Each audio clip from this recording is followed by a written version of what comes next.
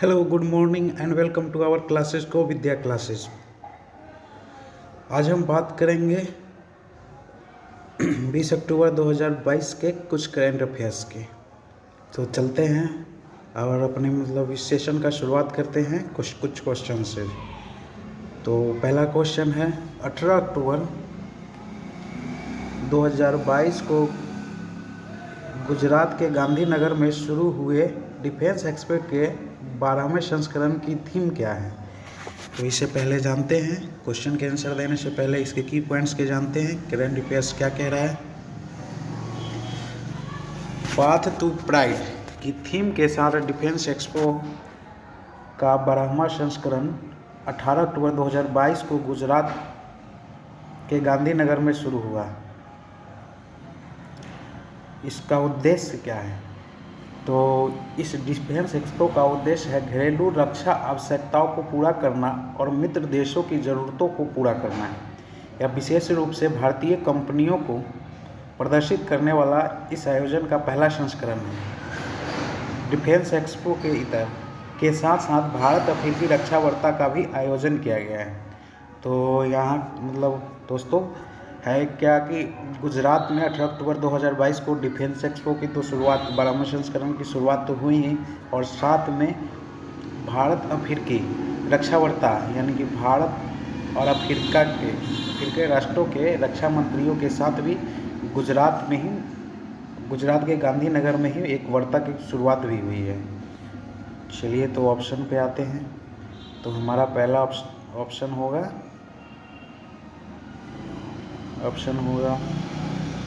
तो क्या कह रहा है हमारा ऑप्शन होगा। ऑप्शन फर्स्ट कह रहा है make in India, make for the world, transform India. Option 3 कह रहा है इनक्रेडिबल इंडिया, और ऑप्शन 4 कर रहा है पाथ टू प्राइड। तो अब हमारा ऑप्शन नंबर 4 आंसर होगा। अब नेक्स्ट क्वेश्चन पे आते हैं। अगला क्वेश्चन कह रहा है 2022 के लिए सर सैयद उत्कृष्टता अंतर्राष्ट्रीय पुरस्कार से किसे सम्मानित किया गया है। ऑप्शन ए कह रहा है डीके मैरिसन, ऑप्शन 2 कह रहा है मनीष गुप्ता, ऑप्शन 3 कह रहा है विलियम कैम्ब्रिज, ऑप्शन 4 कह रहा है बारबरा मेटकाफ।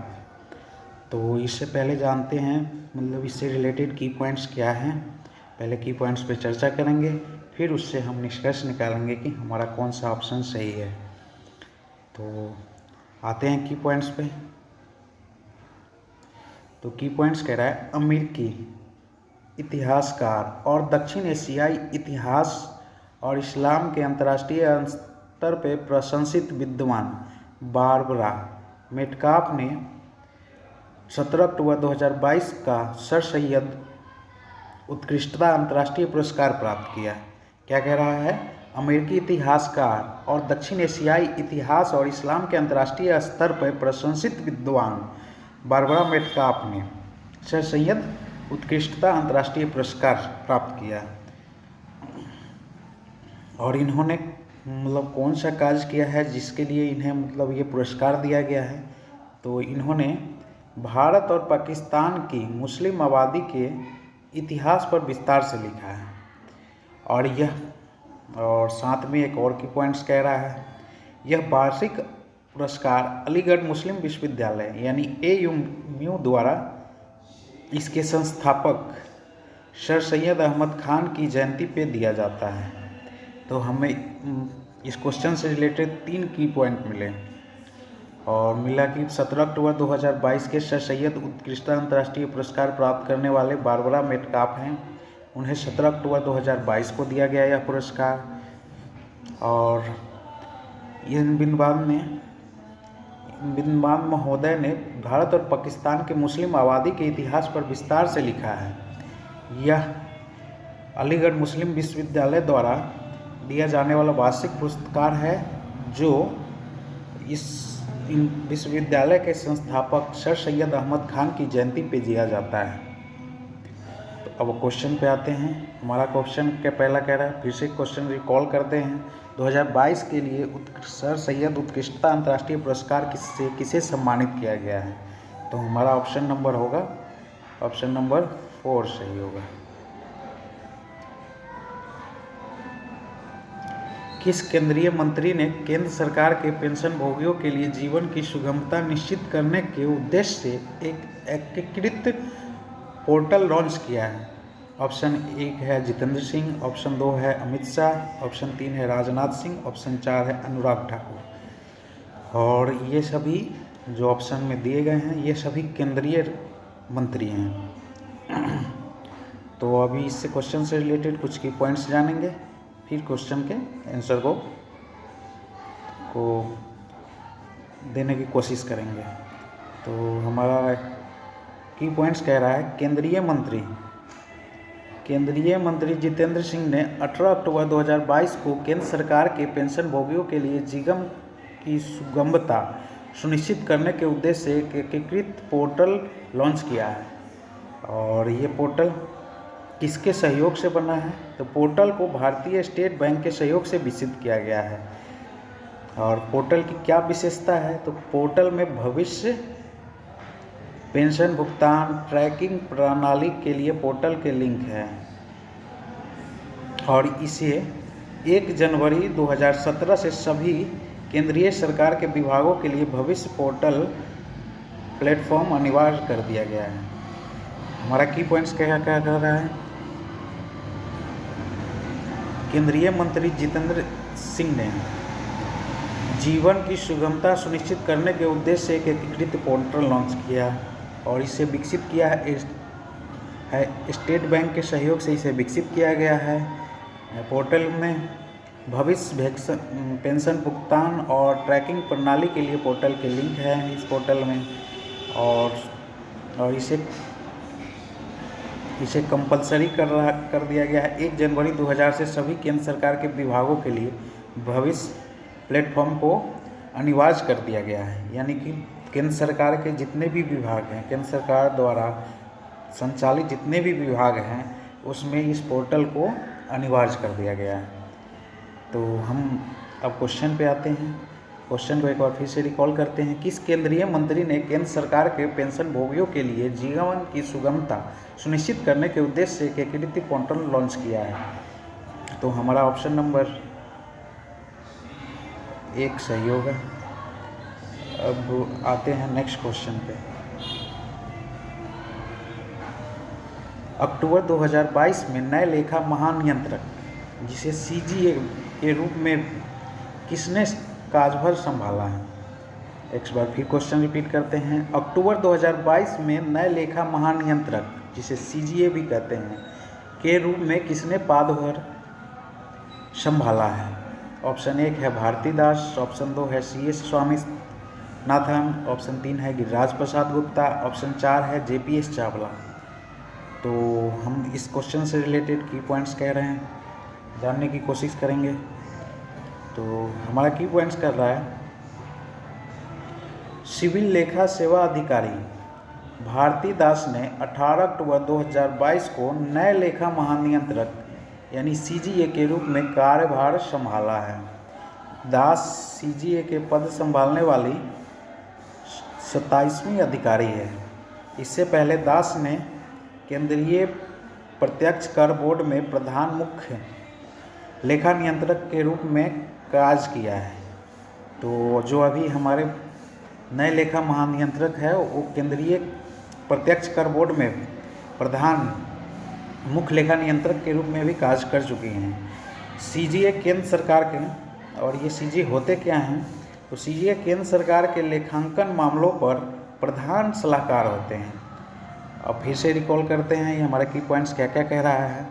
तो भारती दास 18 अक्टूबर 2022 को नए लेखा महानियंत्रक सीजीए के रूप में कार्यभार संभाला है और ये कार्यभार संभालने वाली 27वीं अधिकारी है। और इससे पहले इनका अनुभव केंद्रीय प्रत्यक्ष कर बोर्ड में भी लेखा नियंत्रक के रूप में दे चुके हैं, अपने अनुभव साझा कर चुकी हैं। और ये सीजीए होती क्या है? तो सीजीए केंद्र सरकार के लेखांकन मामलों पर प्रधान सलाहकार होता है। अब क्वेश्चन पे आते हैं। तो इसकी पॉइंट्स के माध्यम से इस क्वेश्चन को हल करने की कोशिश करेंगे। फिर से क्वेश्चन रिकॉल करते हैं। अक्टूबर 2022 में नए लेखा महानियंत्रक सीजीए के रूप में किसने कार्यभार संभाला है? तो हमारा ऑप्शन होगा ये भारती दास। ये कैमी से है अधिकारी है, ये 27वीं अधिकारी बनी है। और ये CGA होते गए हैं, तो ये होते हैं हमारी सरकार के प्रधान सलाहकार के रूप होते हैं ये। अब नेक्स्ट क्वेश्चन पे आते हैं। नेक्स्ट क्वेश्चन, डैश ने सितंबर 2022 के महीने के लिए जन शिकायतों को हल करने में सभी मंत्रालय और विभागों में शीर्ष स्थान हासिल किया। ऑप्शन 1 है भारतीय विशिष्ट पहचान प्राधिकरण, ऑप्शन 2 है भारतीय दूरसंचारण नियामक प्राधिकरण, ऑप्शन 3 है भारतीय विमापन प्राधिकरण, ऑप्शन 4 है विदेश मंत्रालय। तो ये क्वेश्चन आया है, तो इससे कुछ रिलेटेड की पॉइंट्स भी होंगे और इस की पॉइंट्स को अगले स्लाइड्स में डिस्कस करेंगे। तो हमारा की पॉइंट्स क्या कह रहा है? हमारा की पॉइंट्स कह रहा है सितंबर 2022 के लिए प्रशासनिक सुधार और लोक शिकायत विभाग द्वारा प्रकाशित रैंकिंग रिपोर्ट में सार्वजनिक शिकायतों के समाधान के लिए भारतीय विशिष्ट पहचान प्राधिकरण सभी सरकारी विभागों में शीर्ष स्थान पे है, जिससे हम UIDAI भी कहते हैं, unique identification authority of India.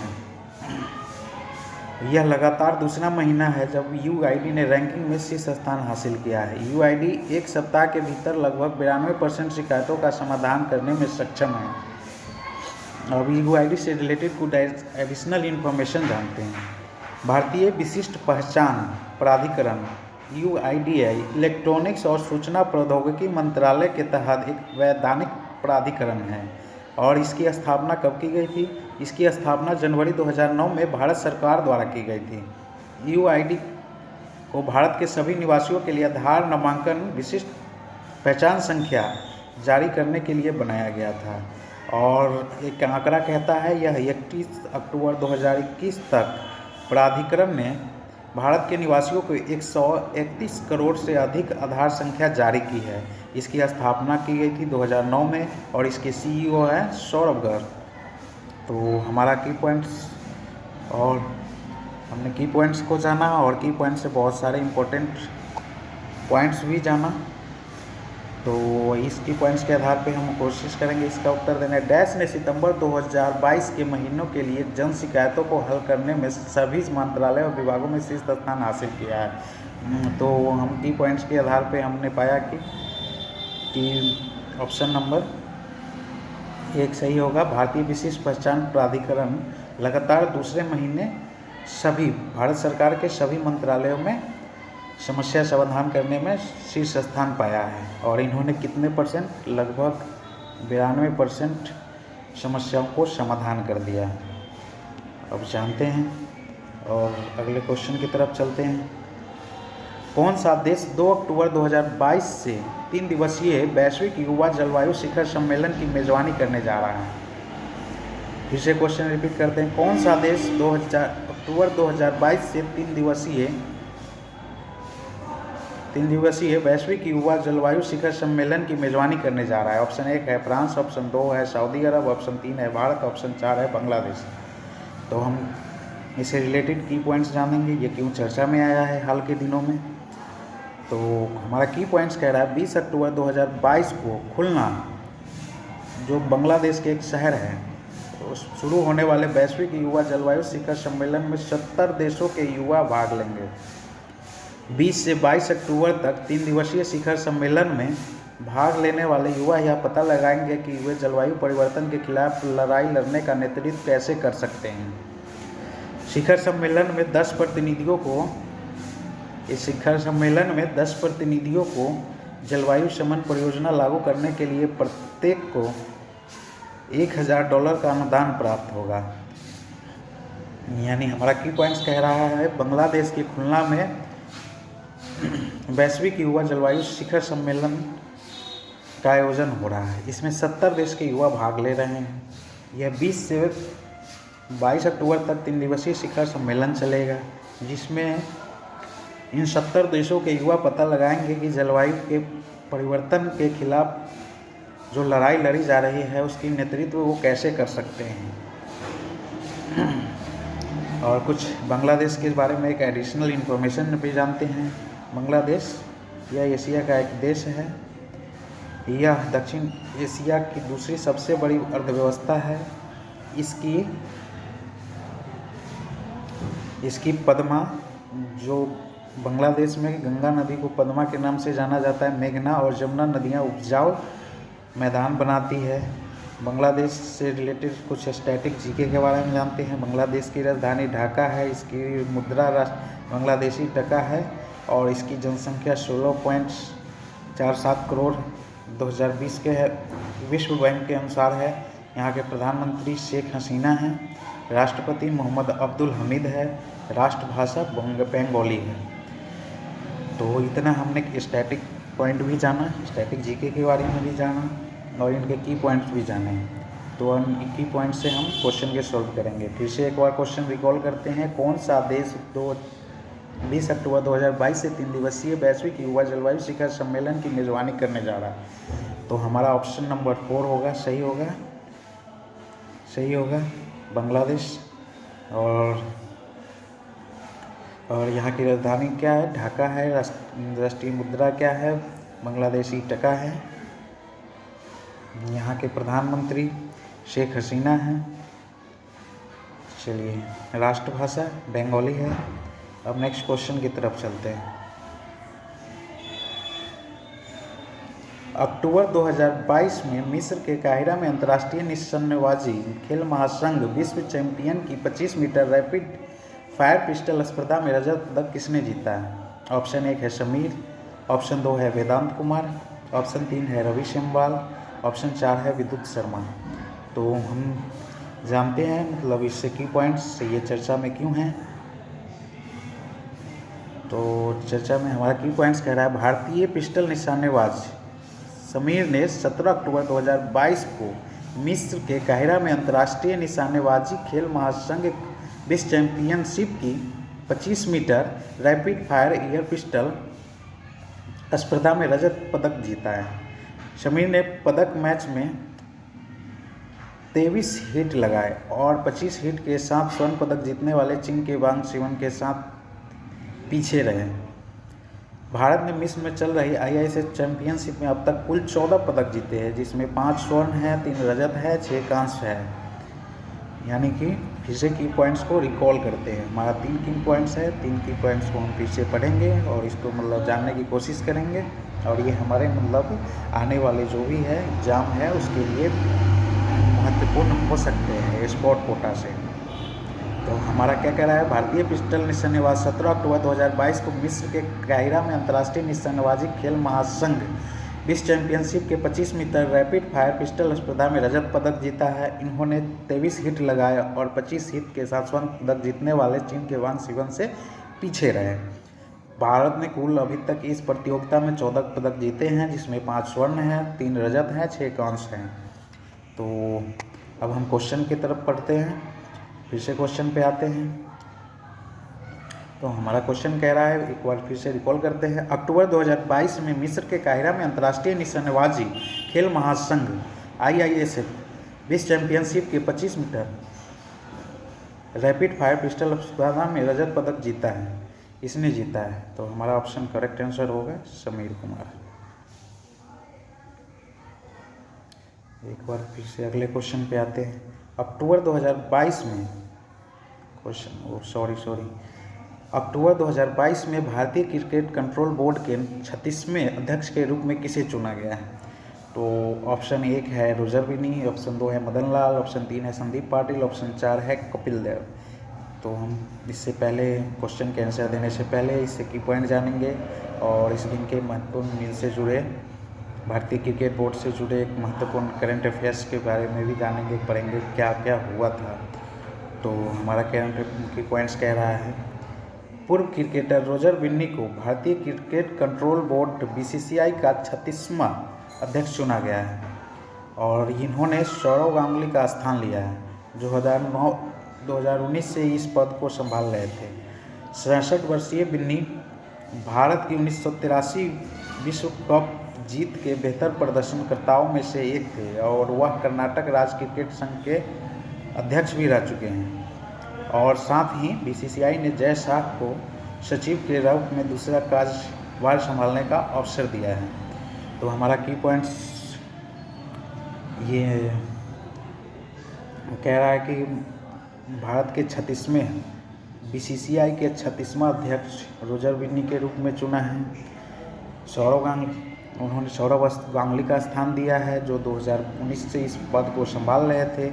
और रोजर बिन्नी के बारे में जानते हैं, 1983 वर्ल्ड कप जीत के बेहतर प्रदर्शनकर्ताओं में से एक थे।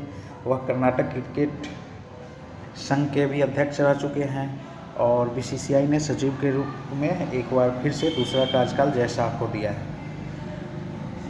अब क्वेश्चन पे फिर बैक होते हैं। आपको फिर से क्वेश्चन रिकॉल करते हैं। अक्टूबर 2022 में कि भारतीय क्रिकेट कंट्रोल बोर्ड के 36वें अध्यक्ष के रूप में किसे चुना गया है? तो हमारा करेक्ट आंसर होगा रोजर बिन्नी। 21वें अध्यक्ष बने हैं, 36वें अध्यक्ष बने हैं। इससे पहले वो कर्नाटक राज्य क्रिकेट संघ के अध्यक्ष भी रह चुके हैं। ये हमारे 1983 जो हमारी पहली वर्ल्ड कप जीत हुई थी उसमें बेहतर प्रदर्शन करता भी थे। अब नेक्स्ट क्वेश्चन की तरफ बढ़ते हैं। अपने दूसरे उपन्यास the seven moons of Maali Almeida के लिए 2022 का बुकर पुरस्कार किसने जीता है? Ales Bialiatski, Alain Aspect, Shehan Karunatilaka, लिखित वाइपी। ये हमारे 4 ऑप्शन हैं।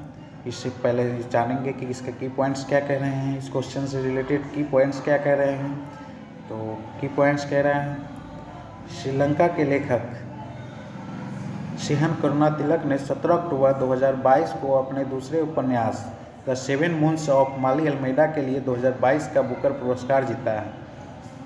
और अब जानेंगे मतलब इनके लेखक के बारे में। लेखक 47 वर्षीय करुणातिलक माइकल ओंडोटेजे के बाद प्रतिष्ठित साहित्यिक पुरस्कार जीतने वाले दूसरे श्रीलंकाई हैं। यानी कि क्या कह रहा है, ये माइकल ओंडोटेजे के बाद प्रतिष्ठित साहित्यिक पुरस्कार जीतने वाले दूसरी श्रीलंकाई बन गई हैं। बुकर पुरस्कार प्रति वर्ष यूनाइटेड किंगडम और आयरलैंड में अंग्रेजी में प्रकाशित होने वाली एक पुस्तक को दिया जाता है। ये कह रहा है बुकर पुरस्कार से रिलेटेड पॉइंट्स कह रहा है, यह यूनाइटेड किंगडम और आयरलैंड में अंग्रेजी में प्रकाशित होने वाली एक पुस्तक को दिया जाता है। और इसकी शुरुआत सर्वप्रथम यानी यह पुरस्कार सर्वप्रथम कब दिया गया था? तो यह पुरस्कार सर्वप्रथम 1969 में दिया गया था। तो अब हम क्वेश्चन पे आते हैं। एक बार क्वेश्चन को फिर से रिकॉल करते हैं। अपने दूसरे उपन्यास the seven moons of Maali Almeida के लिए 2022 का बुकर पुरस्कार किससे दिया गया है? तो हमारा ऑप्शन के अनुसार हमारा ऑप्शन होगा स्नेह करुणातिलक। ये 47 वर्षीय है, ये दूसरी श्रीलंकाई साहित्यिक प्रतिष्ठित पुरस्कार जीतने वाली बन गई हैं। तो हमारा ऑप्शन नंबर 3 क्या होगा, सेहन करुणातिलक। और ये बुकर पुरस्कार कब से दिया जाता है? तो 1969 से दिया जाता है। ये किसके द्वारा दिया जाता है? तो ये है यूनाइटेड किंगडम और आयरलैंड में अंग्रेजी में प्रकाशित होने वाली अंग्रेजी पुस्तक को दिया जाता है। तो ये हमारे इस पुस्तक क्यों हो गया, बुक एंड ऑथर्स के रिलेटेड की पॉइंट्स हो गए और MCQ भी हो गया। कुछ एडिशनल इन्फॉर्मेशन के बारे में जानते हैं। हाल ही में दिए गए पुरस्कार और सम्मान। बेलारूस के मानवाधिकार अधिवक्ता एलिस बालियास्की, रूसी मानवाधिकारी संगठन मेमोरियल और यूक्रेनी मानवाधिकारी संगठन सेंटर फॉर सिविल लिबर्टीज़ ने 2022 का नोबेल शांति पुरस्कार जीता है। तो कौन सा होगा, मतलब बेलारूस के मानवाधिकार एलिस बालियास्की को 2022 का शांति के लिए नोबेल पुरस्कार से दिया गया है। एलेन एस्पेक्ट, जॉन एफ क्लॉसर और एंटोन जिंगलर के संयुक्त रूप से फिजिक्स का नोबेल पुरस्कार जीता है। Alain Aspect, John F Clauser, Anton Zeilinger को संयुक्त रूप से फिजिक्स का नोबेल पुरस्कार जीता है। लिखित वाइपी ने वर्ल्ड स्किल प्रतियोगिता 2022 में प्रोटोटाइप मॉडलिंग के कौशल में कांस्य पदक जीता है। और कुछ स्टैटिक जीके के बारे में जानते हैं जो हमारे जो देश से रिलेटेड हैं। क्या कह रहा है, भारतीय बुकर पुरस्कार जीतने वाले भारतीय सलमान रुश्दी मिडनाइट चिल्ड्रन 1981 में इन्हें मिला था। Arundhati Roy the God of Small Things 1997 में इन्हें बुकर पुरस्कार मिला था। Kiran Desai the Inheritance of Loss 2006 में इन्हें बुकर पुरस्कार मिला था। Arvind Adiga the White Tiger इन्हें 2008 में इन्होंने बुकर पुरस्कार जीता था। तो हमारा स्टैटिक पॉइंट क्या है, सलमान रुश्दी मिडनाइट चिल्ड्रन 1981 में बुकर पुरस्कार इन्होंने जीता था। मिडनाइट चिल्ड्रन 1981 में इन्होंने अंग्रेजी में प्रकाशित की गई थी और यूनाइटेड किंगडम आयरलैंड में यह प्रकाशित किया था, जिसमें इन्होंने बुकर पुरस्कार जीता था। अब हम आते हैं अपने क्वेश्चन पे। तो हमारा क्वेश्चन पे है, फिर से क्वेश्चन को रिकॉल करते हैं। अपने दूसरे उपन्यास the seven moons of Maali Almeida के लिए 2022 का बुकर पुरस्कार किसने जीता था?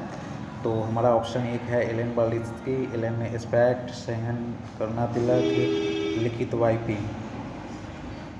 तो ये हो गया हमारा सही करेक्ट आंसर होगा सहन करुणातिलक। एलिस बालित्स्की ये शांति के लिए नोबेल पुरस्कार 2022 में मिला है। एलेन एस्पेक्ट ये फिजिक्स में है ना, दो और कलीग्स के साथ इन्होंने संयुक्त रूप से फिजिक्स का नोबेल पुरस्कार जीता है। अब नेक्स्ट क्वेश्चन की तरफ चलते हैं। अस्पतालों और स्वास्थ्य सेवा प्रदाता के लिए राष्ट्रीय प्रत्यायन बोर्ड ने आयुष्मान भारत डिजिटल मिशन के कार्यान्वयन में तेजी लाने के लिए निम्नलिखित में किसके साथ एक समझौता ज्ञापन पर हस्ताक्षर किए हैं? ऑप्शन 1 है भारतीय चिकित्सा अनुसंधान परिषद, ऑप्शन 2 है एम्स दिल्ली, ऑप्शन 3 है भारतीय जन स्वास्थ्य संस्थान, ऑप्शन 4 है भारतीय स्वास्थ्य प्राधिकरण। तो इससे रिलेटेड हम की पॉइंट्स में जानेंगे। ये की पॉइंट्स की ये क्यों चर्चा में है ये जानेंगे। तो पहले की पॉइंट्स कह रहा है भारतीय स्वास्थ्य प्राधिकरण और अस्पतालों और स्वास्थ्य सेवा प्रदाताओं के लिए राष्ट्रीय प्रत्यायन बोर्ड ने आयुष्मान भारत डिजिटल मिशन के कार्यान्वयन में तेजी लाने के लिए एक समझौता ज्ञापन पर हस्ताक्षर किए हैं। क्या कह रहा है कि पॉइंट्स, भारतीय स्वास्थ्य प्राधिकरण और अस्पतालों और स्वास्थ्य प्रदाताओं के लिए राष्ट्रीय प्रत्यायन बोर्ड ने आयुष्मान भारत डिजिटल मिशन के कार्यान्वयन में तेजी लाने के लिए समझौता ज्ञापन पर हस्ताक्षर किए हैं। NHA और NABH दोनों मिलकर ABDM से संबंधित मानकों को शामिल करने के लिए अस्पतालों के लिए मान्यता मानक की रेटिंग विकसित करेंगे। और NAHA स्टैटिक जीके कह रहा है NAHA की स्थापना 2018 में हुई थी। डॉक्टर RS शर्मा इसके CEO हैं। तो हमारा ये अब फिर से क्वेश्चन को रिकॉल करते हैं। क्वेश्चन पे आते हैं, रिकॉल करते हैं। अस्पतालों और स्वास्थ्य सेवा प्रदाताओं के लिए राष्ट्रीय प्रत्यायन बोर्ड ने आयुष्मान भारत डिजिटल मिशन के कार्यान्वयन में तेजी लाने के लिए निम्नलिखित में किसके साथ समझौता ज्ञापन किए हैं? तो हमारा ऑप्शन होगा राष्ट्रीय स्वास्थ्य प्राधिकरण, ऑप्शन नंबर 4 करेक्ट आंसर होगा। अब नेक्स्ट क्वेश्चन पे आते हैं। 17 से 19 अक्टूबर तक 20 ब्लॉकचेन शिखर सम्मेलन का 22वां संस्करण किस शहर में आयोजित किया गया है? तो ऑप्शन 1 है दुबई, ऑप्शन 2 है टोक्यो, ऑप्शन 3 है पेरिस, ऑप्शन 4 है लंदन। तो इन ऑप्शनों के बारे में जानते हैं। दुबई ये संयुक्त अरब अमीरात की ये कैपिटल है, टोक्यो ये जापान की कैपिटल है, पेरिस ये फ्रांस की कैपिटल है, लंदन ये यूनाइटेड किंगडम के कैपिटल हैं। अब की पॉइंट्स पे आते हैं। की पॉइंट्स कह रहा है विश्व ब्लॉकचेन शिखर सम्मेलन का 22वां वैश्विक संस्करण 17 से 19 अक्टूबर 2022 तक दुबई में आयोजित हो रहा है। शिखर सम्मेलन ब्लॉकचेन पर बातचीत और कार्रवाई शुरू करने के लिए सरकार और निवेशकों सहित विशेषज्ञों को एक साथ लाने का प्रयास है। यह शिखर सम्मेलन क्या है? तो ब्लॉकचेन पे बातचीत और कार्रवाई शुरू करने के लिए सरकार और निवेशकों सहित विशेषज्ञों को एक साथ लाने का प्रयास है। और ये अगले साल ये कहाँ आयोजित होगा? तो दिसंबर 2022 बैंकॉक में बैंकॉक थाईलैंड में आयोजित किया जाएगा। ब्लॉकचेन, अब इसके ब्लॉकचेन के बारे में जानते हैं। तो ब्लॉकचेन एक विकेंद्रीकृत डिसेंट्रलाइज वितरित वही खाता है जो डिजिटल संपत्ति के स्वामित्व के रिकॉर्डों को इकट्ठा करता है। ये ब्लॉकचेन मतलब क्या है, किस विषय पे चर्चा हो रही है, किस विषय पे शिखर सम्मेलन हो रहा है। तो ब्लॉक एक विकेंद्रीकृत वित्त रहित वही खाता है जो डिजिटल संपत्ति के स्वामित्व के रिकॉर्ड को इकट्ठा करता है। और ये अगला शिखर सम्मेलन कहाँ आयोजित होगा, तो अगला शिखर सम्मेलन दिसंबर 2022 में बैंकॉक थाईलैंड में आयोजित किया जाएगा। तो हम इसकी पॉइंट्स के माध्यम से है ना प्रीवियस क्वेश्चन का सॉल्यूशन देने की कोशिश करेंगे। तो हमारा क्वेश्चन कह रहा है, एक बार फिर से क्वेश्चन को रिकलेक्ट। तो 17 से 19 अक्टूबर 2022 तक विश्व ब्लॉकचेन शिखर सम्मेलन का 22वां संस्करण किस शहर में आयोजित किया जाएगा। तो हमारा ऑप्शन होगा, करेक्ट आंसर होगा दुबई। ये हो गया, कितना है, 22वां संस्करण है। 22वां संस्करण दुबई में हुआ है। ये ब्लॉकचेन क्या है, तो ये है डिसेंट्रलाइज वित्त रहित वही खाता है। और अगला संस्करण कहाँ शुरू होगा, तो अगला होगा बैंकॉक में होगा, जो 23वां संस्करण होगा बैंकॉक में होगा। 23वां संस्करण है, ये 23वें संस्करण होगा। और कब होगा, दिसंबर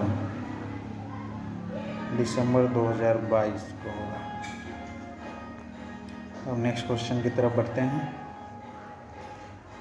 अक्टूबर 2022 में निम्न में से किसने बड़े ग्राहकों तक क्रेडिट पहुंच बढ़ाने के लिए इंडिया पोस्ट पेमेंट बैंक के साथ साझेदारी की घोषणा की है। एक श्रीराम ट्रांसपोर्ट फाइनेंस, दूसरा है बजाज फिंसर्व लिमिटेड, तीसरा महिंद्रा फाइनेंस लिमिटेड, चौथा है सुंदरम फाइनेंस।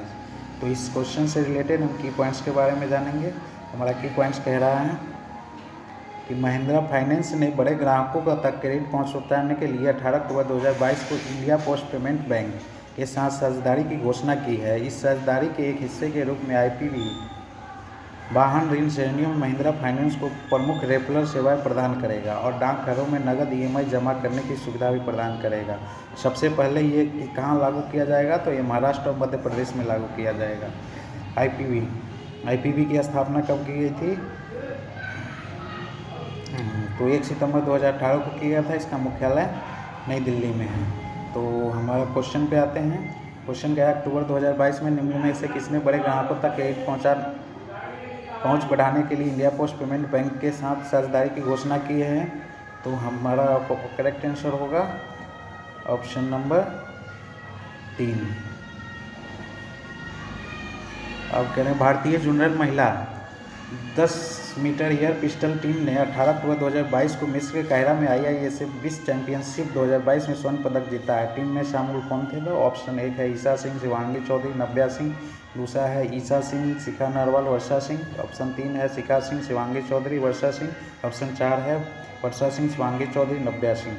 इससे रिलेटेड की पॉइंट्स जानेंगे। की पॉइंट्स कह रहा है, भारतीय जूनियर महिला की पॉइंट्स कह रहा है, भारतीय जूनियर महिला 10 मीटर एयर पिस्टल टीम ने 18 अक्टूबर 2022 को मिस्र के काहिरा में IISF विश्व चैंपियनशिप 2022 में स्वर्ण पदक जीता है। टीम में ईशा सिंह, शिखा नारवाल और वर्षा सिंह शामिल है। क्या है वर्तमान, अभी तक इस प्रतियोगिता में भारत 15 पदकों, 6 स्वर्ण, 3 रजत, 6 कांस्य के साथ पदक तालिका में दूसरे स्थान पे है। 17 पदकों सहित कुल 32 पदकों के साथ चीन शीर्ष स्थान पे है।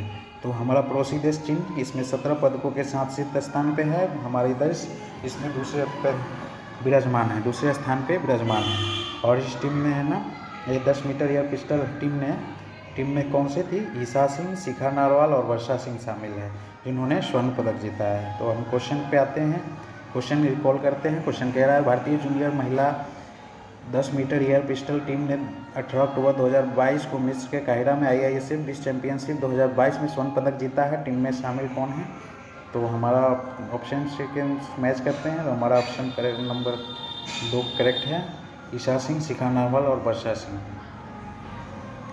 और नेक्स्ट क्वेश्चन पे आते हैं। अक्टूबर 2022 में अंतर्राष्ट्रीय सौर गठबंधन ISA के अध्यक्ष के रूप में फिर से किसे चुना गया है। तो दोस्तों अगर अध्यक्ष का पद इस बार फिर भारत को मिला है, उपाध्यक्ष फ्रांस को मिला है। तो हमारे भारत के ऊर्जा मंत्री हैं RK सिंह। तो हमारा आंसर होगा RK सिंह।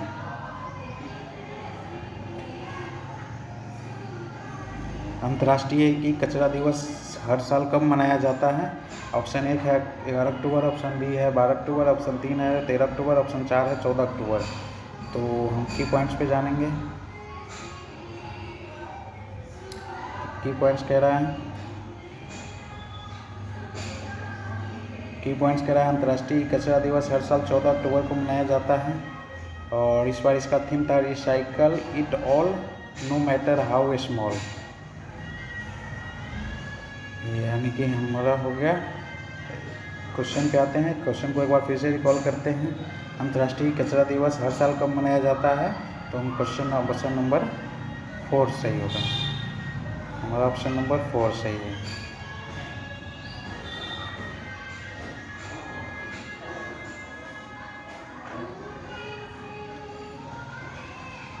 Thank you. बस आज के लिए इतना ही। हमारे वीडियो अच्छे लगे हो तो लाइक शेयर और सब्सक्राइब जरूर करें हमारे क्लासेज को विद्या को। Thank you all of you for watching my video.